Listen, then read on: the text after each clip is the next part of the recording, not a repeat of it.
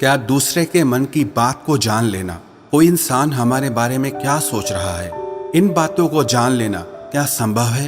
तो इसका उत्तर है हाँ। 100% तो नहीं, लेकिन किसी हद तक आप किसी के भी मन की बातों को जान सकते हैं, समझ सकते हैं।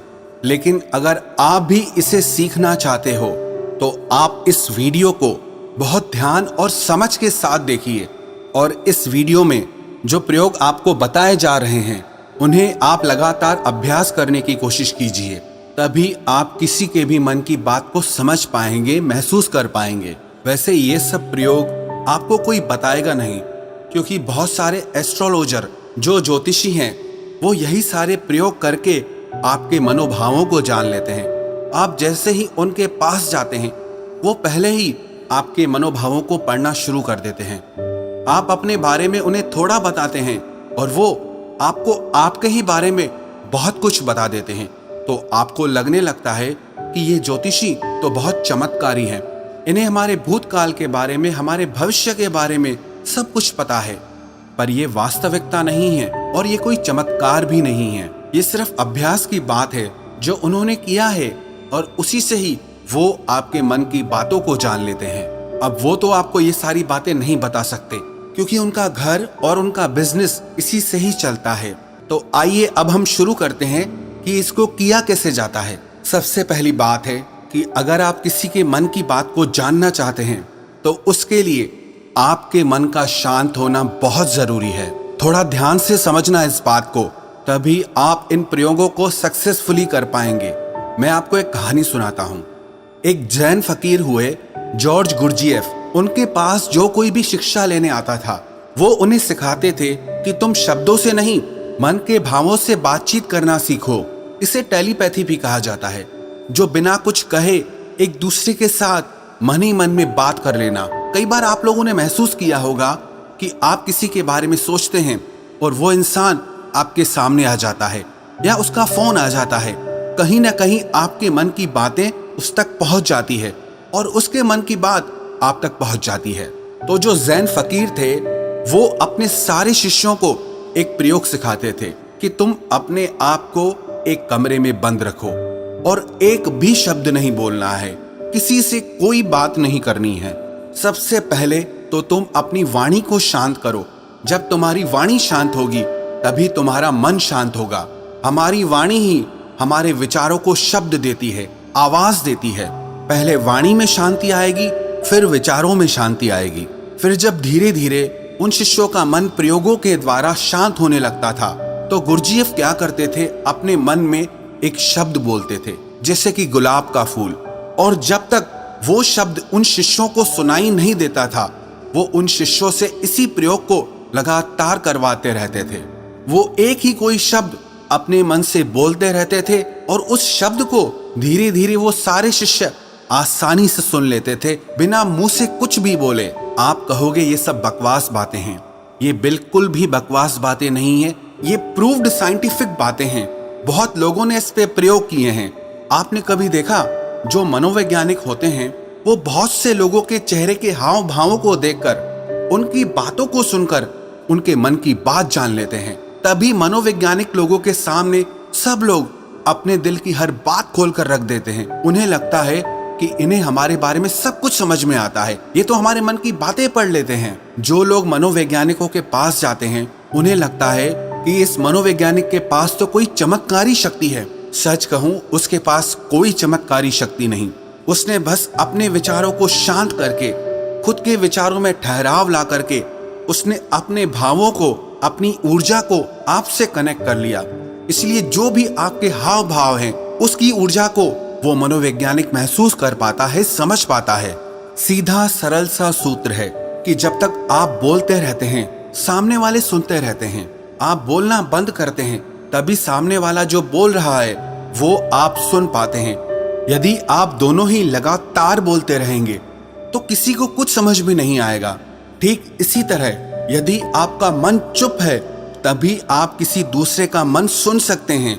मन के चुप होने का मतलब है कि आप विचार और कल्पनाओं से बाहर निकलकर पूर्णतः शांत हो जाएं। इसे ही चित्त का शांत होना कहते हैं। कहते हैं कि इस मन की शक्ति योग के बल पर जो योगी लोग होते हैं वो चींटियों के पैरों में बंधे घुंघरू की आवाज तक भी सुन सकते हैं। तो लोगों के मन में तो दुनिया भर का शोर मचा हुआ है, वो आपको कैसे नहीं सुनाई देगा। लेकिन इसके लिए आपको एक बात बता दूं, जिन लोगों का मन बहुत चंचल रहता है, बहुत दौड़ता रहता है, ऐसे लोग अपने ही मन की बातों को ठीक से नहीं समझ पाते, तो वो किसी और के मन की बात को क्या समझ पाएंगे। मैंने एक कहानी सुनी, एक फकीर हुए लाओ त्सु। वो अपने एक शिष्य के साथ रोज सुबह में वॉक करने जाते थे। एक दिन जो उनका शिष्य था, तो उस दिन उनका शिष्य अपने मित्र को भी साथ लेकर आया। तो मॉर्निंग वॉक के टाइम पे उनका शिष्य और उसका मित्र भी साथ साथ चलने लगा। वो काफी देर तक ऐसे ही पैदल चलते रहे, किसी ने कोई आवाज नहीं की। जो उनके शिष्य का मित्र था वो बड़ा हैरान हो रहा था कि ये लोग कुछ बोलते क्यों नहीं, इतनी देर से चुप क्यों हैं ये लोग। तो उसने सोचा मैं ही बात शुरू करता हूँ, और काफी समय गुजरने के बाद उसने सिर्फ इतना कहा कि कितनी अच्छी सुबह है, कितना अच्छा मौसम है। जब उस शिष्य के मित्र ने ये बात कही तो लाओ त्सु ने कहा कि कल से तुम अपने मित्र को मेरे पास बिल्कुल लेकर मत आना, क्योंकि ये बहुत शोर मचाता है। वो शिष्य बड़ा हैरान हो गया कि इसने तो सिर्फ इतना कहा कि कितनी अच्छी सुबह है, मौसम कितना अच्छा है, इसमें इसने ऐसा कौन सा शोर मचा दिया। तो लाओ त्सु ने अपने शिष्य से कहा कि मेरा मन अब पूर्णतः शांत हो गया है, अब जरा सी भी आवाज मुझे शोरगुल मालूम होती है। सुबह अच्छी है तो है, मौसम अच्छा है तो है, मैं भी देख रहा था कि मौसम अच्छा है, तुम भी देख रहे थे, तो इस बात को व्यर्थ में बताने का मतलब ही क्या हुआ।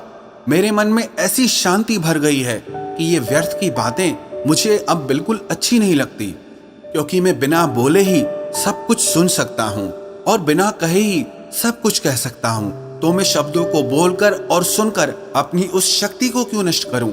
जब मैं बिना बोले सुन सकता हूं, बिना कहे भी कह सकता हूं, तो मुझे शब्दों की जरूरत ही नहीं है। अगर आप भी चाहते हैं कि आप दूसरे लोगों के मन की बात जान सकें, तो उसके लिए आप एक प्रयोग करें। सबसे पहले आप दिन में कुछ समय निश्चित करें कि इस समय से इस समय तक आप कुछ नहीं बोलेंगे, और उस समय पे आप एक आसन में बैठना सीखिए और अपने मन में जरा गहरे झांक कर देखिए कि वहां क्या चल रहा है। आपको कोई प्रतिक्रिया नहीं देनी, बस देखना है, और धीरे धीरे इसे देखते हुए आपका मन शांत होने लगेगा। इसे ही महात्मा बुद्ध ने आनापानसति योग कहा है, जिसमें आपका पूरा ध्यान आपकी श्वासों पर रहता है। इससे आपके मन में पूर्णतः शांति आ जाती है, और जब आपका मन पूरी तरह से शांत हो जाता है तो आप अपने आसपास में हो रही चीजों को, लोगों को गहराई से देख पाते हैं, गहराई से समझ पाते हैं, सुन पाते हैं। एक शांत चित्त वाला इंसान बिना कहे भी सामने वाले की हर बात को समझ लेगा, और वो जो कह रहा है उसकी झूठी बातों में वो कभी नहीं फंसेगा, क्योंकि एक शांत चित्त वाला वो सब कुछ सुन सकता है जो एक साधारण इंसान कभी नहीं सुन सकता। अगर आप भी चाहते हैं कि आप लोगों का मन पढ़ सकें, उनके मन में चल रही भावनाओं को महसूस कर सकें, तो उसके लिए आप अपने मन को शांत करने का अभ्यास करें। और जब आपका मन शांत हो जाए तो धीरे धीरे लोगों के मन में गहरे झांकने की कोशिश करें, उनके हाव भाव को समझने की कोशिश करें। उनके शब्दों पर नहीं जाएं, जो उनके हाव भाव हैं आप उन्हें गहराई से समझने की कोशिश करें। दूसरे के मन की बात को जान लेना, इसमें कोई बड़ी बात नहीं है, पर शर्त यही है कि आपको यही अभ्यास निरंतर करना होगा। जिस दिन आपका अभ्यास सिद्ध हो जाएगा, आपको बिना कहे भी लोगों के मन की सारी बातें बिल्कुल साफ सुनाई देंगी। अब आप ये सोच रहे होंगे कि किसी और के मन की बात पता करके हमें क्या फायदा मिल जाएगा, लेकिन मैं आपको बता दूं कि इसका फायदा आपको जीवन के हर क्षेत्र में मिलेगा। चाहे वो आपके रिश्ते हो, आपके क्लाइंट्स हो, आपकी नौकरी का इंटरव्यू हो, जिंदगी के किसी भी क्षेत्र में चले जाओ, अगर आप सामने वाले के मन की बातों को समझ पाओ, महसूस कर पाओ, तो आप जिंदगी में हर कामयाबी हासिल कर सकते हो। इसके बहुत फायदे हैं। इससे आपको कोई भी इंसान झूठ बोल के धोखा नहीं दे सकता, कोई आपका इस्तेमाल नहीं कर सकता, आप हर तरह की भावनात्मक चोट खाने से बच जाएंगे, कोई आपके पैसों को लूट कर नहीं जा सकता। और एक बात मैं आपको बता दूं कि ये प्रयोग एक ही दिन में सिद्ध नहीं होते हैं। इनमें थोड़ा समय लगता है, बहुत ज्यादा तो नहीं, लेकिन कुछ महीनों के अभ्यास से ही आप जल्दी ही किसी के भी मन की बातों को आसानी से जान लेंगे।